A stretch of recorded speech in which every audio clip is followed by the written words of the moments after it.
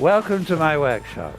And Alec, welcome back to my workshop. Good. It's good to be here. It's good lovely to see you. So the idea is we're going to make a chair. Yeah. And we've made, I've been doing things in your workshop since I was kind of knee-high to a grasshopper. Absolutely. It's been a while since we've done it. Yeah. We're going to make a chair together. Quick interruption to say this episode is sponsored by Squarespace. Thank you to them for helping make this awesome project happen. Get a free trial of their website building platform at squarespace.com/forge, and you get 10% off using code FORGE at checkout. So we're going to be making a chair out of ash, and we're going to need a tree that happens to also be ash.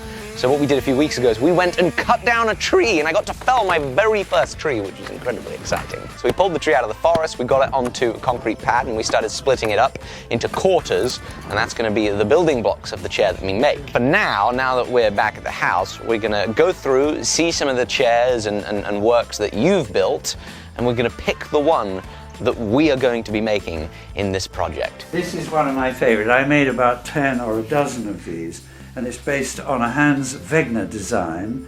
It's called a wishbone chair because of this shape here supporting the back of the top rail. Making a chair like this from cleftwood, green wood, means that you can achieve these bends in a much stronger way than if they're carved on a bandsaw. And all the components are lighter and smaller than the original. So you have a very light but a very strong chair. Now this is a historic chair. This is the first chair made by Alec Steele himself at the age of 13 or 14. Don't sit on it because it might break. Hey, it's not that bad. It's rough. I think it's clear that I was 13 when I made this. Talking of roughness, I'm going to get another chair. Still fairly strong. When you're making a component, it follows the grain, and you can leave the various bends and curves of the grain in the design of the chair. You often talk about the craftsmanship of risk. Yeah. And am I correct in understanding that's kind of part of what you're thinking about with these green wood chairs? You're splitting things, you're following the grain, you're allowing the wood to have a say in the actual form of what you create. Absolutely. Bending these two back posts, they may not be exactly the same curve or bend, but that's part of the charm, for me, of some greenwood furniture, but not all, as I will show you. Alec, you could always make a nice little baby Windsor. This is adorable. You made a lot of these in the past. I made a lot of these. But aren't they lovely little things? Yeah, really, and I very can nice. still sit in this, and I do, in another one. It's so strong that it can withstand that. Yeah. That's pretty impressive. Yeah. Little tiny chair like that. Yeah. Now, this is my favorite chair of all of your Yes. chairs. Yes. Is there a word, a name to this type of chair? This is a ladder back, post and rung chair, like many of the others. And the great thing about this is that I made it in Baltimore with the great John Alexander, who was one of the forerunners and researchers into the sort of the way chairs were made in the Middle Ages, with simple tools, and the techniques they used using green wood. Then we'll talk more about it later on. I've always understood that this style of chair has come out of Appalachia and kind of the late 1800s. And they were set in chairs in the Appalachian Mountains. Yeah. But Yes. this technique goes on further than that, back to the Middle Ages. It comes back to England, to Essex and Cornwall and so on. Wow. Those furniture makers went over pretty well with the Mayflower, and they took the techniques over to the States, where then the process was developed in a slightly different way. What I want to say about this is, we've looked at a rugged chair out there. Here, what John Alexander goes for, a much more precise, neater way of making the chair. It's exceptionally light. It's very, very strong. It's about 15 years old, I'd say. It's a much more precise thing, but it's still a greenwood chair. See, I'd really like this one for This is what we'll make. for that elegance that it has. This is what I want to make. I think it's beautifully elegant. I like that it's smaller in size. Yeah. But I mean, for a 15-year-old chair to not have a creak, you can't buy a chair commercially that's going to be 15 years old, has no glue, there's not a drop of glue in it, and doesn't have a creak. Yeah. What an amazing technique. Yeah. And also, What a good craftsman you are. Oh, thank you. I'm glad I got a little shred of it myself.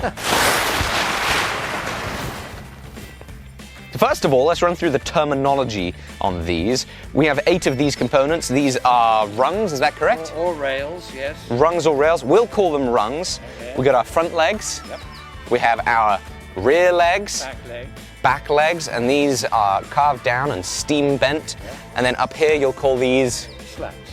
These are our They slats. also steam bent. Also steam bent. Yeah. So the first thing that we should make in this project Yes. is what?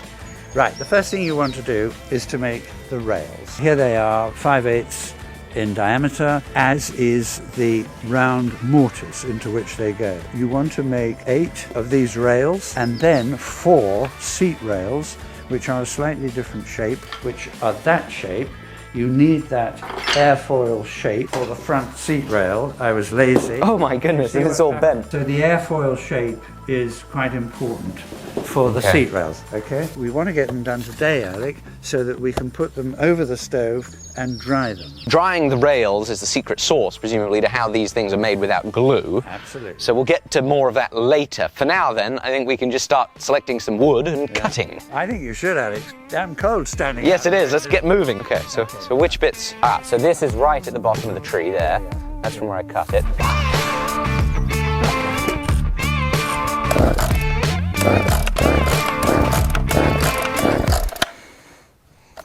Did you leave the elbow grease back at the workshop? Oh, bugger off, Jamie.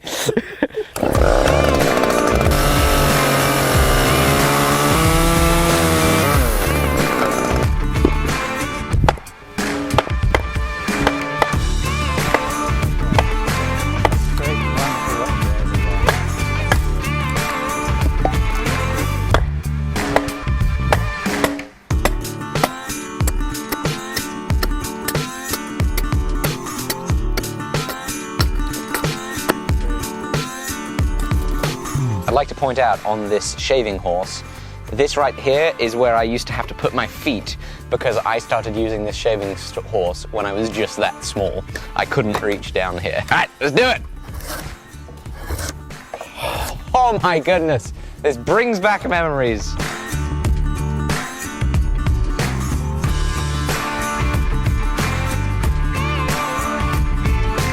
First rung done, time to make 7 more.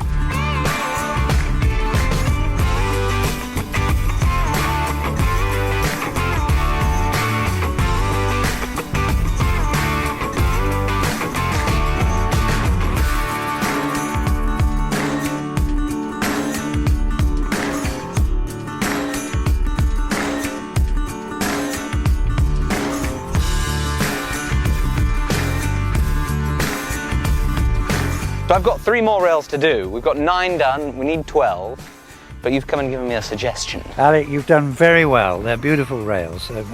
Really perfectly made. Well done. Very kind You've of got 3 more to do, but we've only got the afternoon in which to accomplish quite a lot more. We've got to get the steamer going, Okay. and so we'll set that up, and we've got to make 2 back posts. Okay, so we're making the rear legs, We're making the back legs. and then we're going to steam bend them. We're going to put them in the steamer, and while they are steaming for an hour, then you're going to make the other 3 seat rails. Oh, do you hear that? How good is that? How satisfying.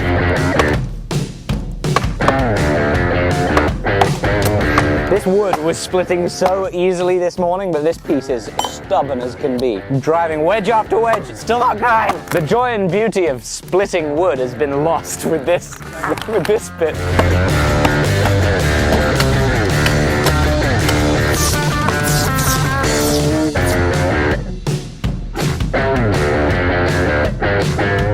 Rear leg number 1 is making progress, but this is taking a long time, and we are running out of this precious thing that is time. 1 3/8 round, and I've dropped it, but we got to get straight onto this.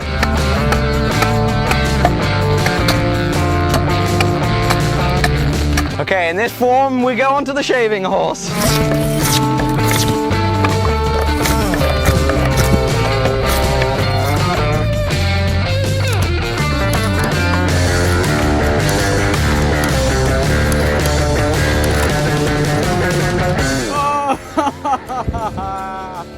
Oh, in the solar plexus. So here is where we're at. I've got the flat spots on my rear legs, just like on these ones. So our next step is to go into the steamer. What is this made from? How are you steaming things here? The steamer is an electrically powered Burkle boiler, which you made tea from for vast quantities of people, probably the army. Oh, And very so good. that is now, the water in there is now boiling.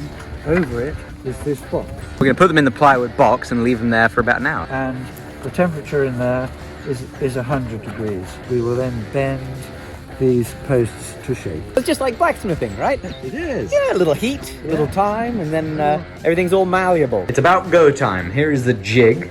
We're going to put the ends of our legs in there. We'll then put some wedges in, close it up, clamp it, and how long are we going to leave it for?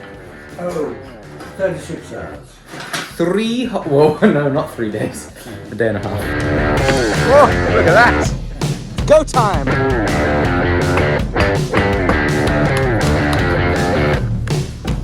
How good does that look? If that isn't a steam bent pair of legs, I don't know what is. The grain now follows the bend.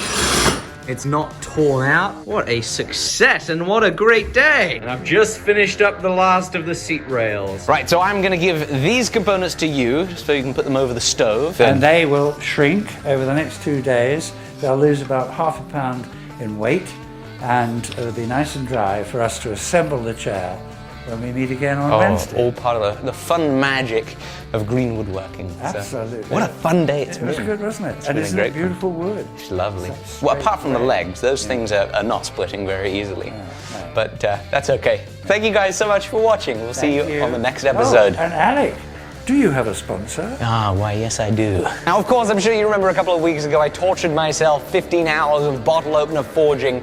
It actually ended up being quite lucrative torture, so I shouldn't complain too much. Frankly, I shouldn't be complaining at all. Frankly, there's no complaining to be had. It was a great time. But I built a Squarespace website and I started selling the bottle openers on the same day, and I really wanted to highlight just how easy it can be to sell things. But fortunately, a whole lot of you have watched that video, so you likely already know just how powerful Squarespace is as a selling platform. I've been using Squarespace for years, but I've been truly impressed with the improvements they make as time goes on, because the mobile app is freaking awesome. You can now, from the comfort of your own phone, edit pages. This is mind-blowing, and this is completely wild how far this has come. I find it fantastic that you can view your analytics in-app. You can buy your domain there. You got 24/7 customer support. The help center is fantastic, and you never have to patch anything, fix anything, upgrade anything, ever. If there's anyone watching this video that doesn't have a website but could have the shred of a use for one, now is the time, I implore you. Go to squarespace.com/forge, get a free trial, give it a go, build your first website, see how easy it is, and use code FORGE at checkout for 10% off your first purchase. Thank you, Squarespace. Thank you guys for watching. It's been great fun, and I'll see you soon. Bye-bye.